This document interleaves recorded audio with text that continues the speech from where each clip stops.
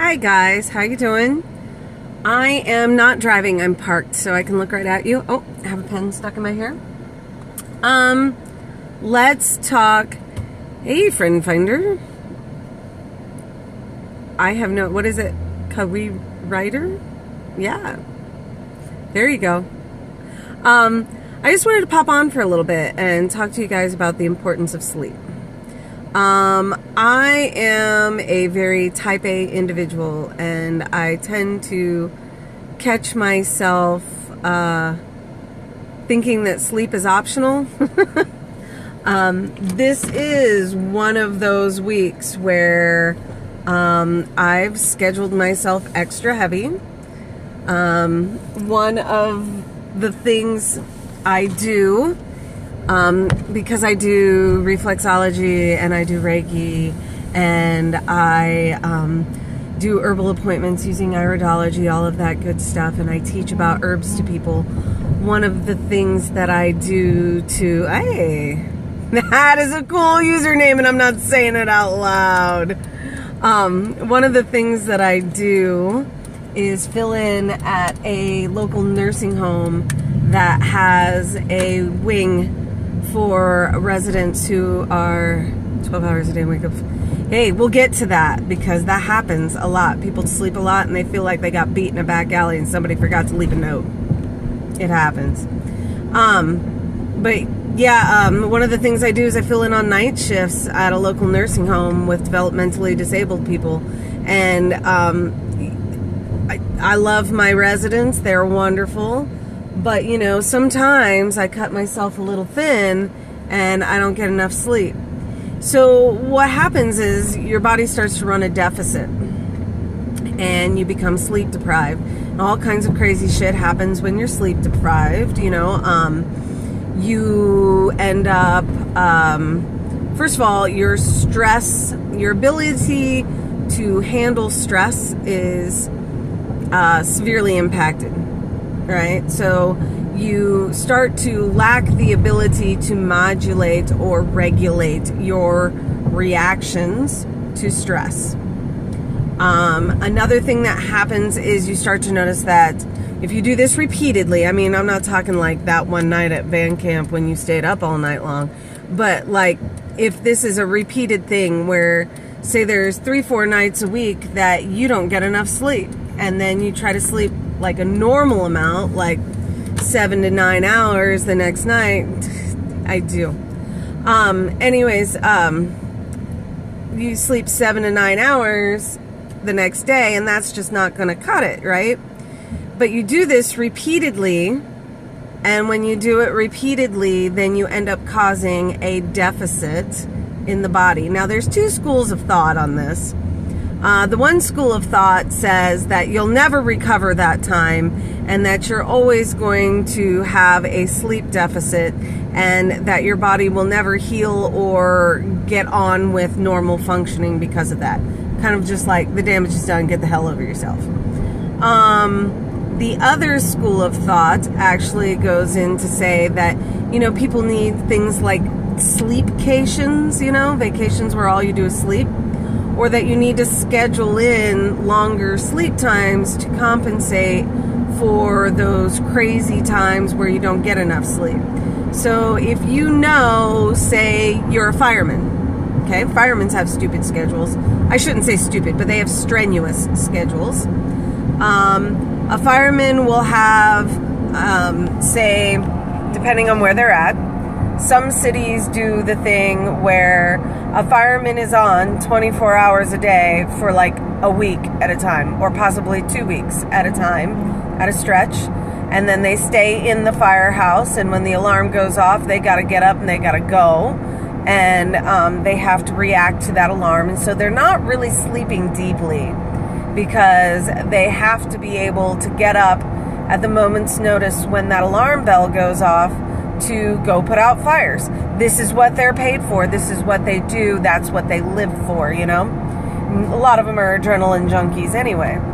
But then the 2 weeks that they're off, going by that school of thought where you have to sleep extra to bank your Z's,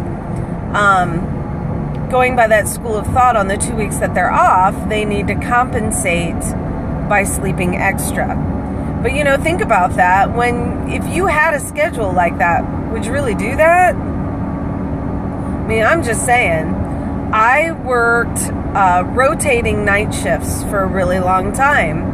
I did 8-hour rotations when I worked at a gas station for 11 years. I did home health care and did 16-hour night shifts, and that rotated around, so it was every other weekend and, X days during the week.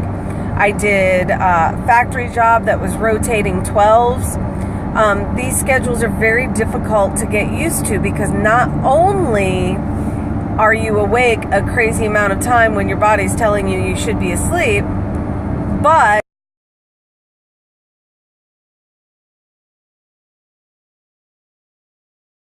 sorry, had a call coming in, so it muted me. Let me. But you also, right? You have this time that you're awake, and your body's kind of screaming, chunk it out the adrenaline because you have to, you got to function when your body's saying go to sleep. So you're running on adrenaline. But then when you go to sleep the extra hours, you want to be up with your family. You want to see what your friends are doing. You want to get stuff done around your house. You don't want to just go home and be a zombie and sleep 12 to 14 hours. So, let's just talk about how we can help our bodies. The long-term effects of that are that you never really feel rested. Same thing goes if you have low-grade mild infections, if you have super mentally stressful jobs, if you are constantly embroiled in drama. Family drama, while entertaining when it's a reality show, can really screw up your body and its stress levels. So nobody should live like the Kardashians, man. Nobody. I don't care if they look good. That's all plastic surgery anyway. But I'm just saying, those long-term exposures to stress can seriously screw with you. So let's talk about that. What can you do? So like the person who just said earlier, slimy ass crack, can sleep 12 hours a day and still wake up fatigued. That happens a lot. So you got to go back and you got to look at, why do I still feel fatigued? Is there something going on with me, with my immune system? Do I have a low-grade infection? Am I sleeping on a good mattress? Am I actually asleep? Am I getting up in my sleep where I'm coherent enough to get up and go down to the kitchen, or get up and go to the bathroom, or get up and turn on the TV, or get up and sit on the floor, but not coherent enough to realize that I'm awake? Because that happens a lot. A lot of medications, prescription medications, can actually cause you to be awake at night and you don't know it. So your brain is kind of half asleep and your body's awake, and you end up functioning in like a sleepwalking state. Ambien is a medication that does that. I know people who take it. I hate that I hate that medication badly. Xanax, actually long-term effects of any benzodiazepine, which be Xanax, Valium, anything like that, actually they cause sleeplessness over time, right? And if you're not getting a good night's sleep, you're going to feel fatigued. But if you're cracked out your mind on some Xanax or Valium, right, because they are sedatives, they sell them as anxiolytics, which means that they take down anxiety, but they are sedative drugs. Those benzodiazepines, that is the class that Xanax and Valium fall under, is a benzodiazepam, or diazepine, benzodiazepine. Benzodiazepam is a generic name for one of those, either Xanax or Valium. I don't remember. I'm not a pharmacist. I'm also not a doctor. I should tell you guys that right now too. I deal in herbs. I just happen to also have a degree in biology, and so I know a lot about this stuff. But anyways, the long-term side effects of those two medications include sleeplessness, walking in your sleep, and fatigue. So, I mean, you got to look at those two. Another thing with medications, some prescription medications cause deficiencies in certain vitamins and minerals. And I have a book at home that was written by someone who has a PhD in pharmacy. The gentleman's name is Clell Fowles. I know the name's a little rough, but his name is Clell Fowles. That's C-L-E-L-L, and then Fowles, like fowl, like a chicken, E-S, Fowles. Anyways, he wrote a book that was all about prescription medications and what type of metabolic deficiencies each prescription class could cause. So I do refer back to that a lot. Oh my goodness, I got the gaps. I'm gonna sleep good. Anyway, so I do refer back to that book a lot so that people will know. And they do tell you with a lot of these medications that they do cause deficiencies in that. So certain oral birth control medications do cause deficiencies in B vitamins.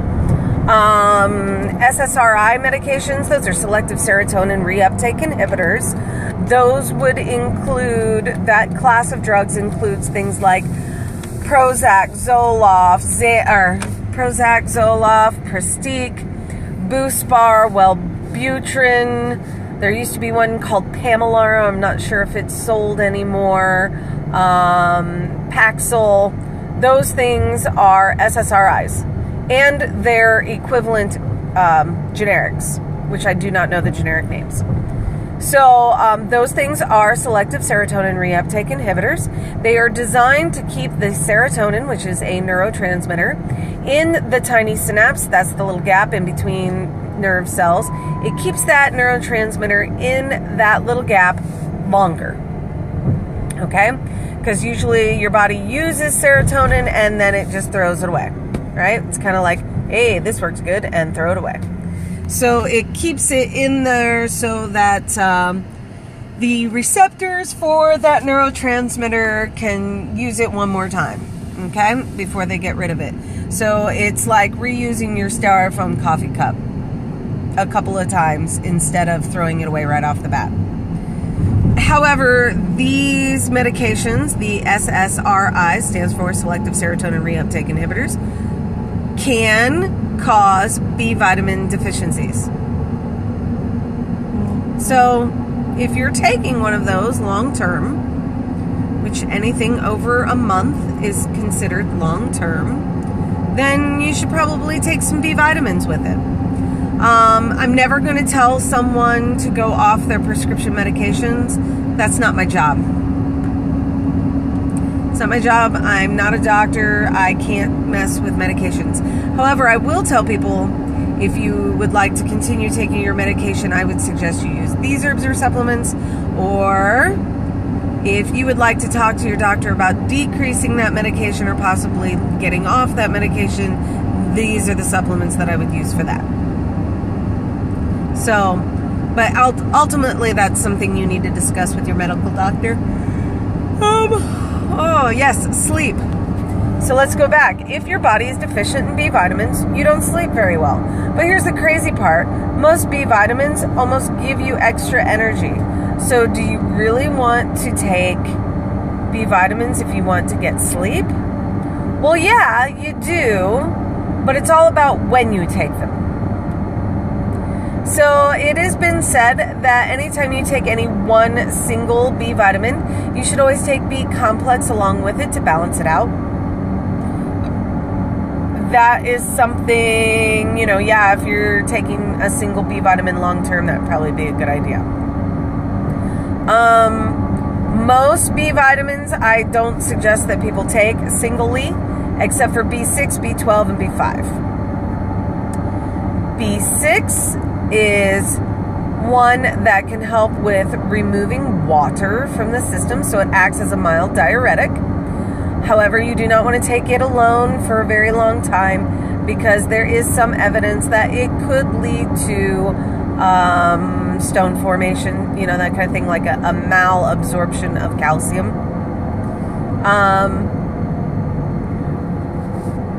Excuse me. And then the other one is B12, which is for energy. And then there's B5, and a lot of people don't know about B5. B5 is something called pantothenic acid.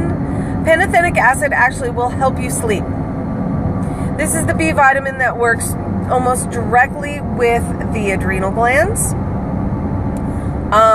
You want to take it, so if you were on a regular daytime schedule, say you worked like 8 to 4 or 7 to 3, that kind of thing, you don't want to take it any later than 3 p.m. in the afternoon, because then it will be wearing off about 9 or 10 o'clock when you'd be winding down for sleep.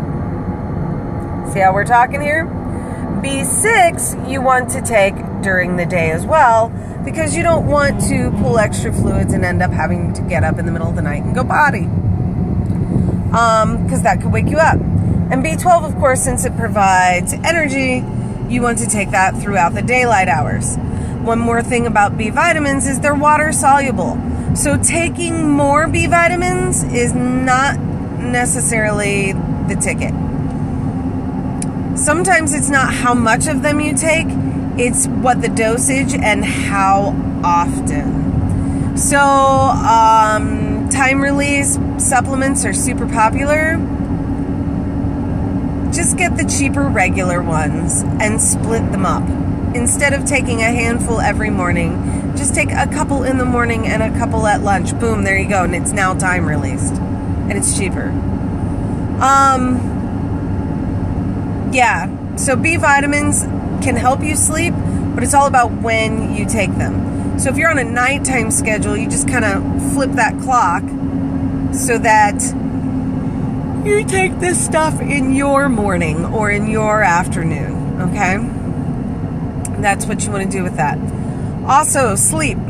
Magnesium. Magnesium helps to relax muscles. So especially these people who complain of RLS, which is restless leg syndrome, not to be confused with ALS, which is Lou Gehrig's syndrome, but RLS, like I'm a pirate. No.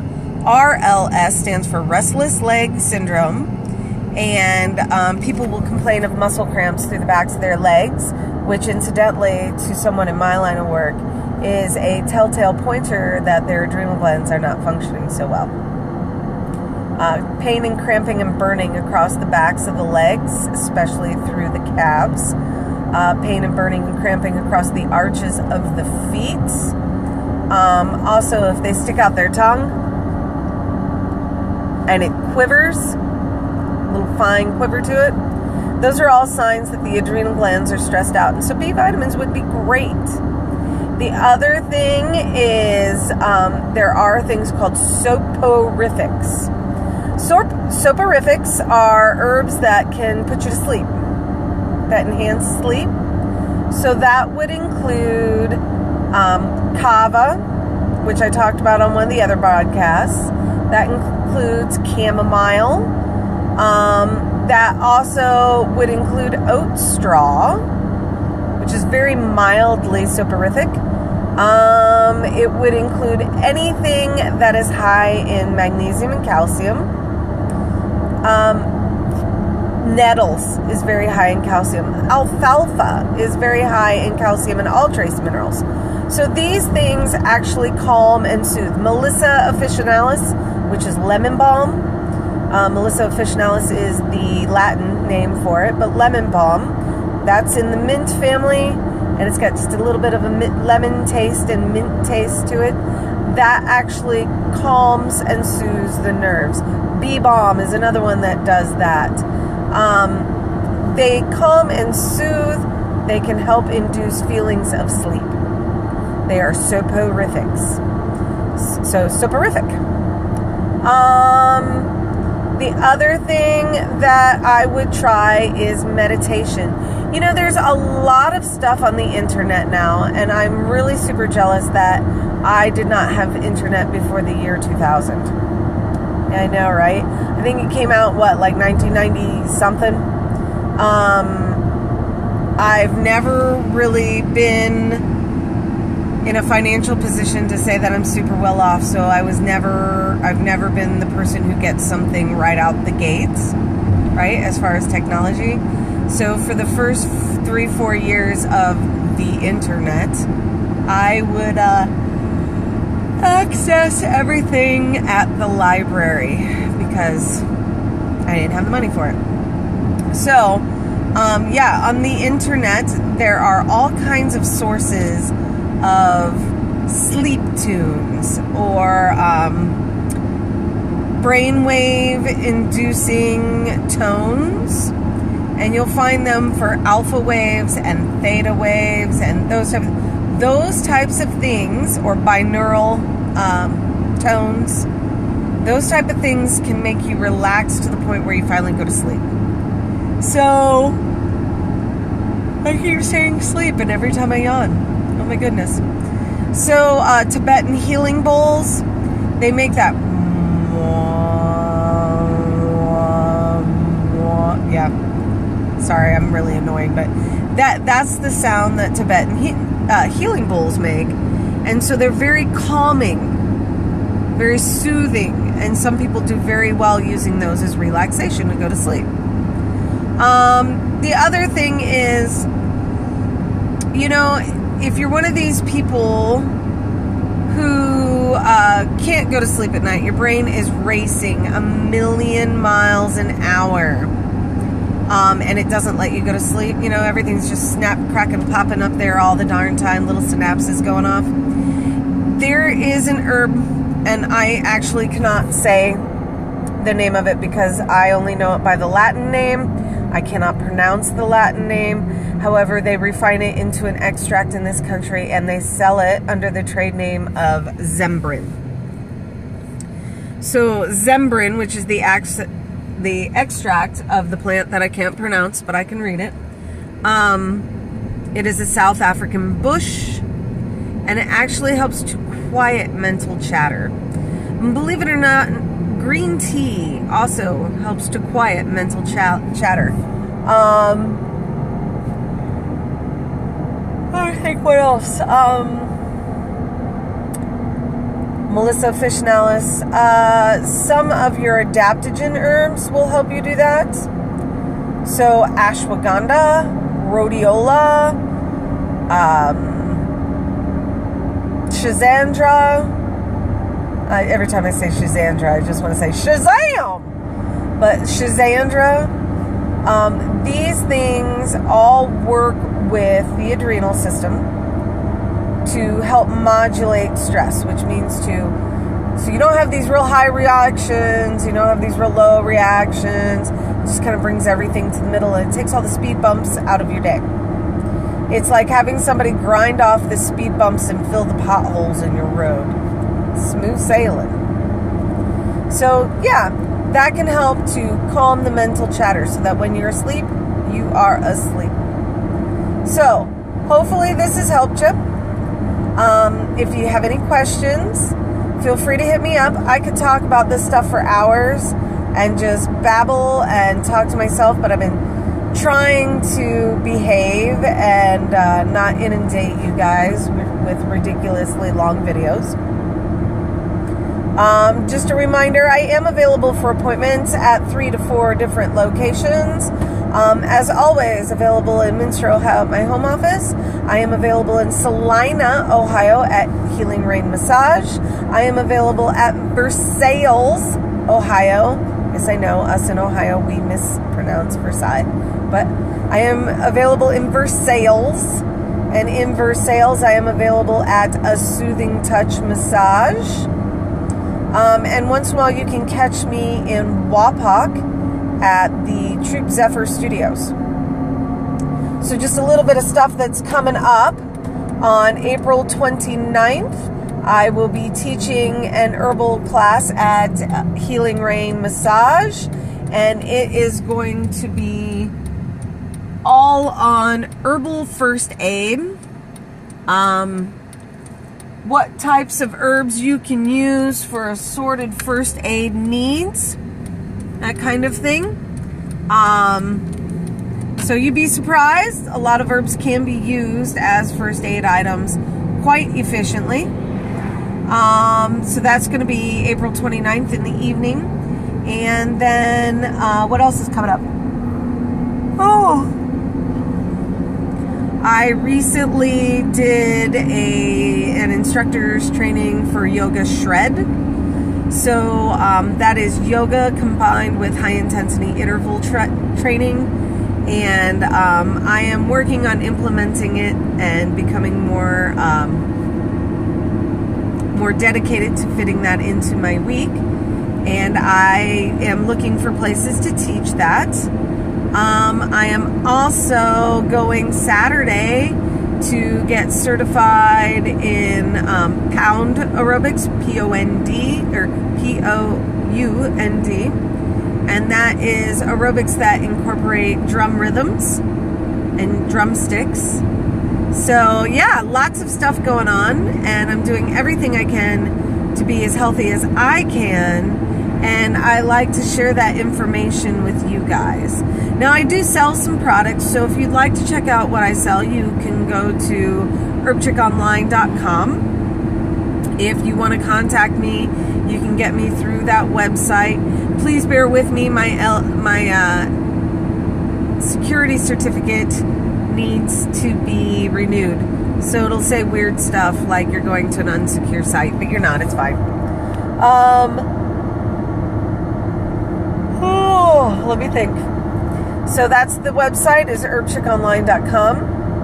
And, you know, hey, if you just like tuning into the Periscope videos or checking out my videos on YouTube or perusing my pages and garnishing as much free info as you can, maybe consider throwing a buck or two my way. It all helps pay the bills, and it keeps my cell phone bill paid, and then I can post more videos.